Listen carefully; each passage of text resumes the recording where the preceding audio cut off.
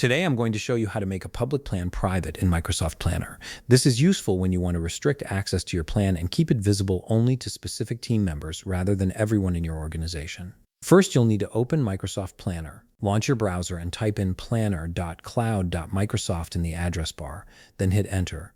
This will take you directly to the Planner login page. If you haven't signed in already, you'll be prompted to enter your Microsoft credentials here.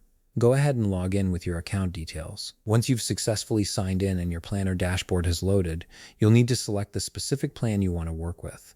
Look over to the left navigation menu and click on My Plans. This will display a list of all the plans you have access to. From this list, find and select the plan you wish to modify. Click on it to open the Plan Overview page. Now here's something important to understand before we proceed. Microsoft Planner is designed as an organization tool, which means you cannot make a plan accessible to the entire public internet. What you can do is control whether it's shared within your entire organization or restricted to just a specific group of invited people. This distinction is crucial for managing your plan's privacy settings effectively. Once you're on the Plan Overview page, the process becomes quite straightforward.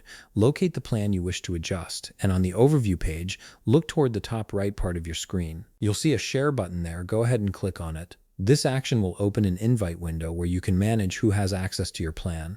In this invite window, you'll notice a Group tab. Click on it to access the privacy settings. Here you'll find a privacy drop-down menu. Click on this drop-down and you'll see the option to set your plan to public. Select this option, then click on Create Group.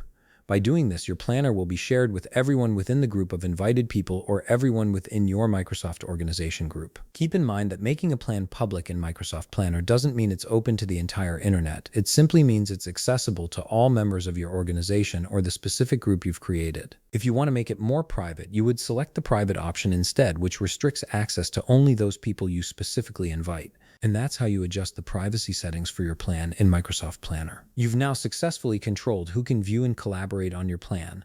If you found this video helpful, please leave a like, subscribe, and see you in the next video.